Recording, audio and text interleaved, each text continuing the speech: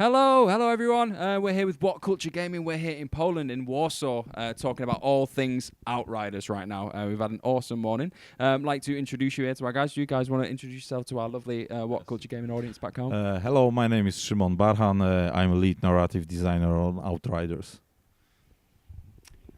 Hi guys, my name is Rafał Pawłowski. I'm lead combat level designer. Here we are. So we've got the absolute expert insiders when it comes to this game right now. We've had the joy this morning to spend a lot of time on this game. We've had a lot of hours on it. It's good to hear that. It is the joy, genuinely. We've had a whale of a time with it, but we'd just like to kind of pick your minds really when it comes to the game, because it's such an interesting concept. The world is so beautifully crafted. So really quickly, I'd love to ask, what were the inspirations really behind Enoch? Like, what were the kind of things that came to mind when you were designing that world? Well, basically, since the beginning, we wanted to create like a mature story, like a live environment that is like that can feel really really real, Yeah. as you know. We got like inspirations from various things, like movies, books, etc. Like even Polish history, which is like dark and grim. So I think that also like our like culture and history also influence that the type of game we are doing. And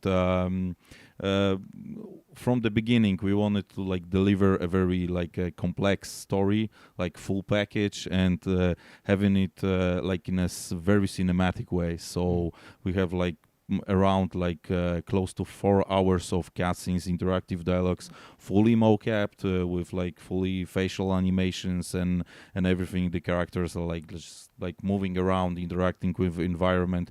We want this cinematic approach, so it also like makes you more like feel like you're deep in this world, and wanted this environment to be like brutal, savage, and like rusty, more no like shiny armors and that kind of stuff, but like a lot of mud, and like keep it like feel it real. Yeah, you definitely achieve that. That's something that we noticed straight away when we started out on the game. We noticed with the cutscenes, it is very immersive. You get very engaged, and it feels quite episodic in a way, like when you get into those cutscenes. But in particular, the design of the characters, the armory designs, the creatures, the enemies. In terms of those, what was the thinking behind, let's say, the kind of the core base armor of the main characters, the Outriders? What was the main kind of inspirations behind that? Well, the Outriders are explorers. They are like the vanguard of humanity. They are like responsible for setting up this colony, like scouting the terrain around, and like exploring the surroundings. So they prepare everything for the colony ship to land on the planet. And they're like originally they were handpicked from like the best humans on Earth. But like due to some circumstances, they had to like most of them died, and they had to like pick up additional crew. So you're one of the guys who's like basically a mercenary with a survivalist like a background, and you're like you had your luck just like getting onto the planet and not dying on Earth like others. And it is, and because it's also worth mentioning that probably you've seen the armor pieces. Yes. So the basically what you're gonna be discovering, it's a ton of different pieces of armor that will be later on infused with anomaly. Oh, right. So right now with the slice of game you see right now set in this brutal war zone, as we call it, right? Yeah. You have a little bit of this the armor is like kind of you can expect right now Quite human human as yes, technology, let's say. but then later on you're gonna have different pieces infused with anomaly, a little bit twisted, so there's like a lot of it, and by lot we mean hundreds, really, and it's all gonna be in the game. That's very important. That's gonna be on the launch. You're gonna be there. It's gonna be there in the game. It's all available, so Yes, it's not it's something gonna that be- you have to kind of extend and buy onto. You're gonna have that in the game. It's gonna be complete. The story, the whole package. So that's you will be discovering amazing set armor pieces. it's going to be definitely exceptional. Really. Yeah.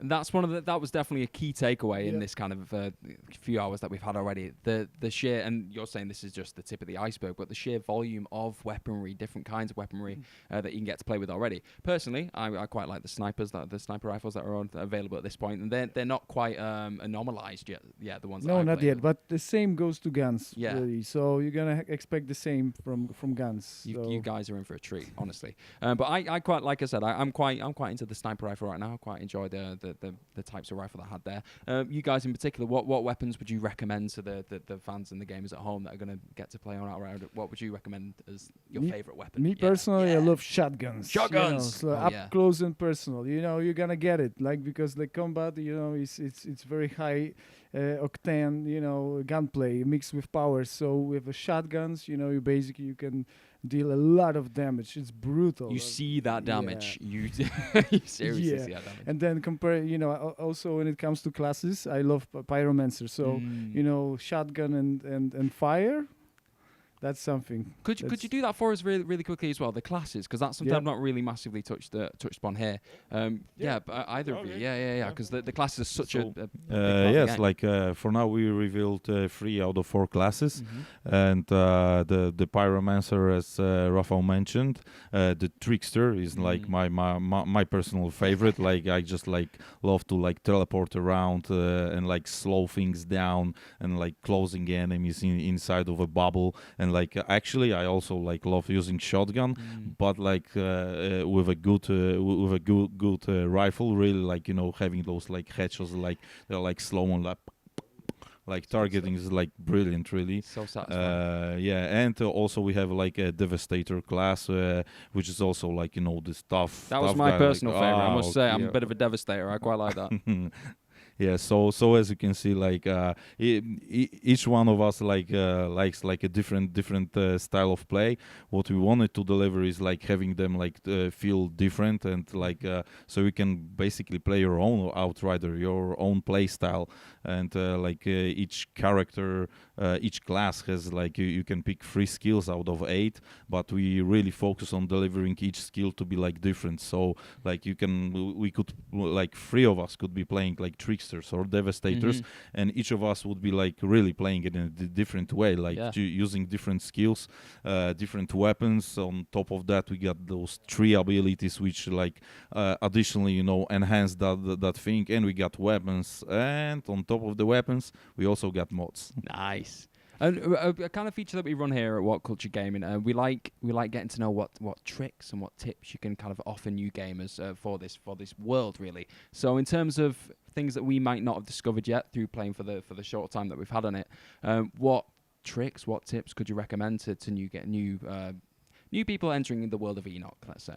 Well, I would say definitely the first thing is what we talked previously before the interview is trying the game single player, then trying it co-op, and this different experience that you have single player and co-op. You can play throughout the whole game as a single player, or a co-op from the beginning to the end. So that's working, and that's totally different experience. So I think you can basically upgrade it. Yeah, that's good. What other tips and tricks? Yeah, I would just following that. I would just say that in co-op, I would say trying out different loadouts of skills. Okay. And going for actually after this initial okay, I'm doing it, I'm just ruling the battlefield. Go for different synergies between classes, right? Because then you can find out that using different skills you can set up scenarios, as I call it. Okay. Of you can just bend the time over here. Then you can actually move to the different part of a battlefield, do something else for your friends who actually have different skills. They they can just dismember AI, enemy AI which is on the scene, and then the third person can do something else, and you're gonna see a spectacle, really. There's no one way of doing anything in this game, is there? There's just so many different outlets. So apart from the builds you can have, the gear you will have. There's also this, the skills that will come from actually playing the game, finding out what you can do together. The communicating, the timing of skill, the chemistry of the different synergy. So I believe there's like so much, that you can actually achieve by playing and discovering that, I would call that as a, a good way to, look for that some spectacular stuff that is not available for you like the first minute, first 15 minutes. It seems like a game that lends itself to multiple plays. Do you know what I mean? Multiple plays through the entire career, story mode, and everything else. Like it feels like it's not one where you go, okay, I've done that once. You can go back and just it can completely change every single time you play it, I guess, which is pretty awesome. I think that's pretty much all that I'd like to kind of get through with you guys. And you've explained all that brilliantly. We've got through some great tips and tricks. We've got through some lovely stuff about like the armory, the actual world itself, which is absolutely beautiful. One last thing I would like to ask, one kind of like takeaway, go home question. There are a lot of creatures that were kind of hinted at and suggested in the trailers and a few of the kind of behind the scenes footage. What creatures, maybe by name, would you be quite excited for us to see, or can you tell us any creatures? No, we're not ready to say. No, you can't say. That's fine. Okay, what enemy? Let's say, would you be interested for us to take on next? What's the one that you most enjoy taking on in the game that we would have seen already? We can't really talk about what we've seen already. In the early stage of the game. Okay, I really believe that I really like the Guardian that we are. Because it's an altered, yes. The last the altered yes. You're in some serious trouble with that guy. That took a while. Yeah. So the Guardian would be the one for me, but I don't know, Shimon, if you have. For me, like I love Reiner. It's like the good thing is like it's like a very small area, and like it's like you really need to like run around and like have him shot and like dodge at the same time. So like I really love fighting with him. Actually I've seen like tremendous like reactions from people like fighting with him because he's got those like huge blazes of fire, and like people are going like, what is happening? Like we replayed that exact same scenario and we were playing it coincidentally. That was like, what is going on? That was brilliant. But that's something these kind of bosses, let's say, in this game. Well, to be honest, they're not bosses. The Reiner guy is just like a captain, which is like something clever. And we got altered, and we got bosses. Then you go, but we've not even seen the bosses yet. You guys are in for a treat, honestly. So thank you guys so much for having us here today, letting us see this incredible game in the flesh for the time we've got with it anyway. Thank you so much for your time. Thank you very much. Thank you very much. And check out Outriders as soon as it does get released. It's being released towards the holidays, I believe. Yeah, holidays. Yep. It'll be on next generation consoles and PlayStation 4 and Xbox One as well. It'll be available on there. I've been Gareth from WhatCulture Gaming. Thank you very much for watching, and I'm sure we're going to see you very, very soon. Goodbye.